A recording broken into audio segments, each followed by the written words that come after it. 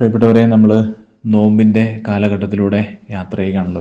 നമുക്കറിയാം, നോമ്പ് എന്നത് സ്വർഗം ലക്ഷ്യമാക്കി പോകുന്നതിന് ഈ ഭൂമിയിൽ നിന്ന് കണ്ണു പറിച്ച് ഈശോയിൽ നമ്മുടെ നയനങ്ങളെ കേന്ദ്രീകരിക്കാൻ നമുക്ക് സഹായകമാകുന്ന കാലം. സഭ നോമ്പ് കൊണ്ട് ഉദ്ദേശിക്കുക ഭൂമിയിൽ നിന്ന് ഈശോയുടെ കുരിശിലൂടെ ആത്മവിശുദ്ധീകരണത്തിനായി കുറച്ച് ദിവസങ്ങൾ, അതിൻ്റെ ലക്ഷ്യം നമുക്ക് നിത്യജീവനുണ്ട് എന്നുള്ളതാണ്. ഇവിടെ നമ്മൾ 2 വചനങ്ങൾ കാണുകയാണ്. ദൈവപുത്രൻ വന്നെന്നും സത്യസ്വരൂപനെ അറിയാനുള്ള കഴിവ് നമുക്ക് നൽകിയെന്നും നാം അറിയുന്നു. നാം ആകട്ടെ സത്യസ്വരൂപനിലും അവിടുത്തെ പുത്രനായ യേശുക്രിസ്തുവിലുമാണ്. ഇവനാണ് സത്യ ദൈവവും നിത്യജീവനും. 1 യോഹന്നാൻ 5:20. രണ്ടാമതൊരു വചനം, പാപം ചെയ്യുന്നവൻ പിശാചിൽ നിന്നുള്ളവനാണ്, എന്തെന്നാൽ പിശാച് ആദ്യം മുതലേ പാപം ചെയ്യുന്നവനാണ്. പിശാചിന്റെ പ്രവൃത്തികളെ നശിപ്പിക്കാൻ വേണ്ടിയാണ് ദൈവപുത്രൻ പ്രത്യക്ഷനായത്. 1 യോഹന്നാൻ 3:8.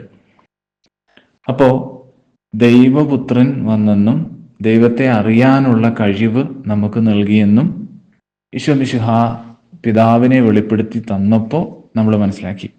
അതുകൊണ്ടാണല്ലോ ഈശോ യോഹന്നാന്റെ സുവിശേഷം 14 മുതലുള്ള അധ്യായങ്ങളിൽ പറയുന്നൊരു കാര്യമുണ്ട്. ഇനി മുതൽ നിങ്ങളോട് ഞാൻ ഉപമകൾ വഴി സംസാരിക്കുകയില്ല, ഇനി നിങ്ങളോടുള്ള കാര്യം നേരെ പറയുന്നു, അത് ഗ്രഹിക്കാൻ നിങ്ങളുടെ ഹൃദയം തുറന്നിരിക്കുന്നു എന്ന്.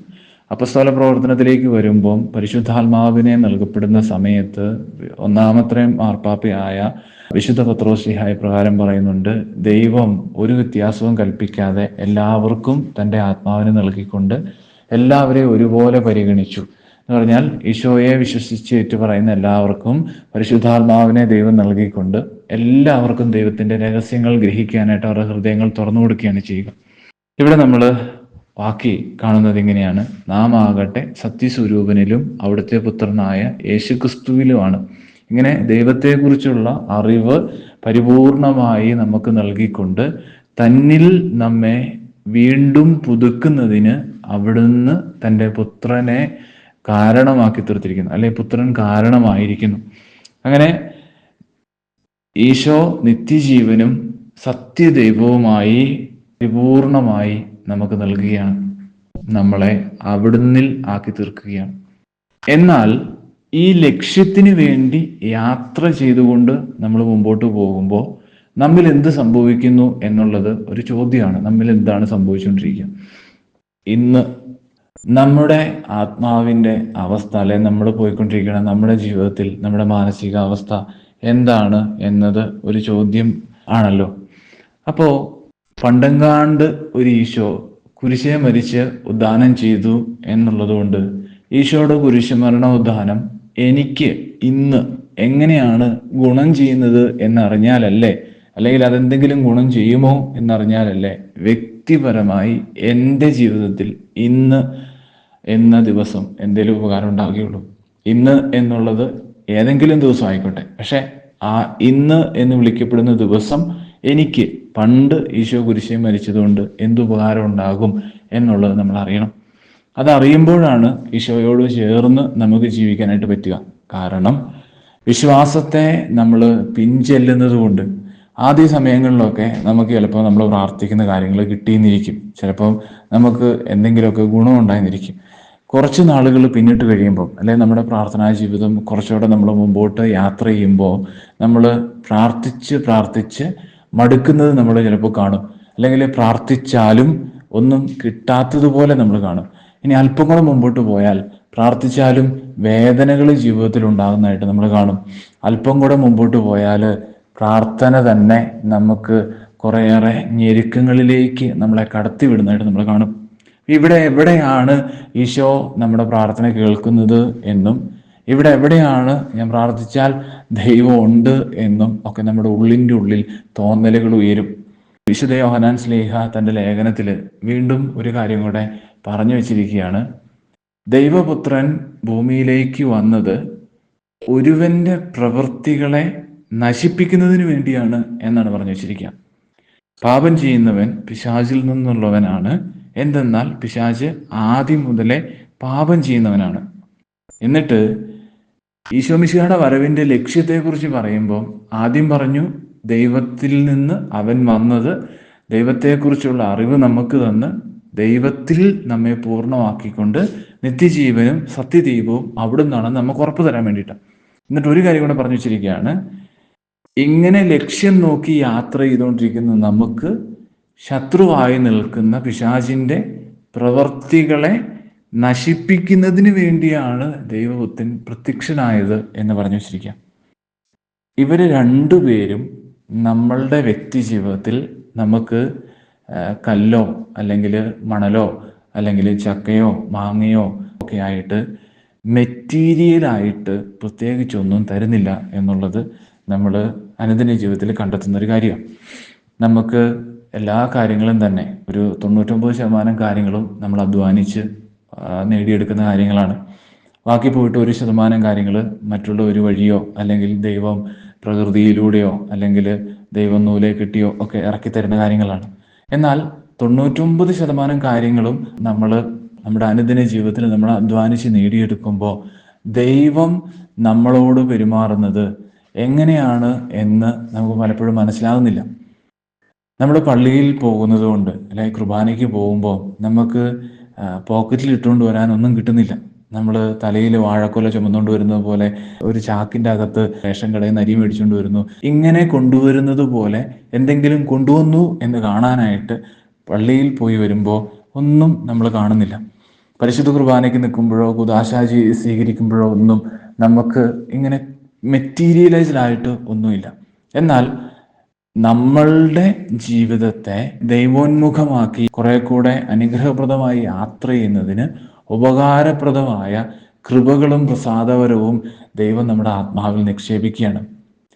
എവിടെയാണ് പിശാചിന്റെ പ്രവൃത്തികൾ ഉന്മൂലനം ചെയ്യാൻ ഈശോ കുരിശേ മരിച്ചത് ഇന്ന് എനിക്ക് ഉപകാരപ്പെടുന്നത്? അത് ഉപകാരപ്പെടുന്നത് ഇപ്രകാരമാണ്.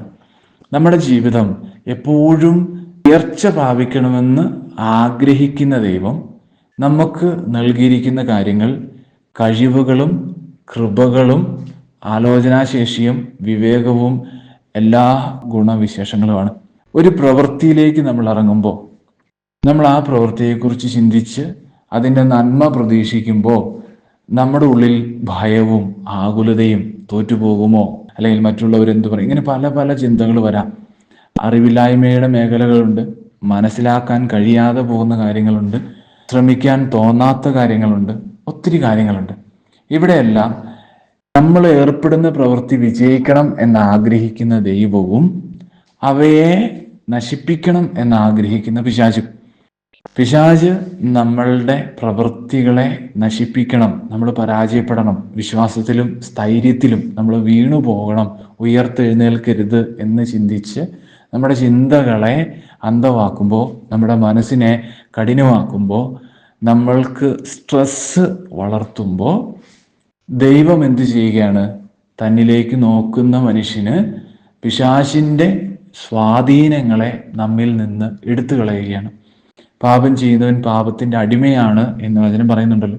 അപ്പോൾ അടിമത്തം അനുഭവിക്കുന്ന മനുഷ്യന് അവന്റെ ചിന്തകളിലും അവന്റെ ഹൃദയത്തിലും അവന്റെ സ്വാതന്ത്ര്യത്തിലും വന്നു വീഴുന്ന അനുസരണക്കേടിന്റെ അടിമത്തങ്ങളെ ഈശോ മിശിഹായുടെ കാൽവരിക്കുരിശിലെ ബലിയുടെ യോഗ്യത കൊണ്ട് പിതാവായ ദൈവം ഉന്മൂലനം ചെയ്തിട്ട് അവന്റെ വ്യക്തി സ്വാതന്ത്ര്യം പുനഃസ്ഥാപിച്ചു തരികയും എന്നിട്ട് അവന് ദൈവത്തെ നോക്കാനുള്ള അവന്റെ കണ്ണ്, മനസ്സിന്റെ തുറവി അവിടുന്ന് പുതുക്കുകയും ചെയ്യുക.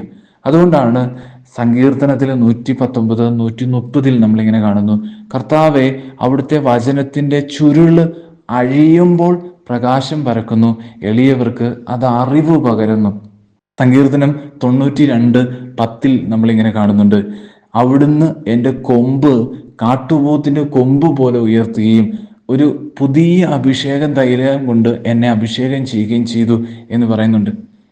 പ്രഭാഷകന്റെ പുസ്തകം നമ്മൾ കാണുന്നുണ്ട്, ദൈവം കൊളുത്തുന്ന ദീപമാണ് മനുഷ്യന്റെ ഉള്ളിലെ ചിന്ത എന്ന് പറയുന്നത്. എന്ന് പറഞ്ഞാൽ ദൈവം പിശാചിന്റെ അടിമത്തത്തിൽ നിന്ന് മനുഷ്യനെ വീണ്ടെടുത്ത്, നമ്മുടെ അനുസരണക്കേട് മൂലം നമ്മൾ പിശാചിന്റെ അടിമത്തത്തിന് കീഴിലാകുമ്പോൾ ഈശോ മിശിഹായുടെ കുരിശിലെ ബലിയിലേക്ക് നോക്കാൻ നമുക്ക് കഴിയുകയും നമ്മൾ ആ ബലിയെ ഏറ്റുപറയുകയും നമ്മുടെ പാപങ്ങൾ നീക്കാൻ കർത്താവിനോട് അപേക്ഷിക്കുകയും ചെയ്യുമ്പോൾ അവിടുന്ന് പിശാചിന്റെ അടിമത്തത്തിൽ നിന്ന് നമ്മുടെ മനസ്സിനെ, ഹൃദയത്തെ വിശുദ്ധീകരിച്ചുകൊണ്ട്, നമ്മുടെ മനസാക്ഷിയെ വിശുദ്ധീകരിച്ചുകൊണ്ട് നമ്മുടെ മനസാക്ഷിയിൽ ദൈവം ചിന്തകൾ കൊളുത്തുകയാണ്.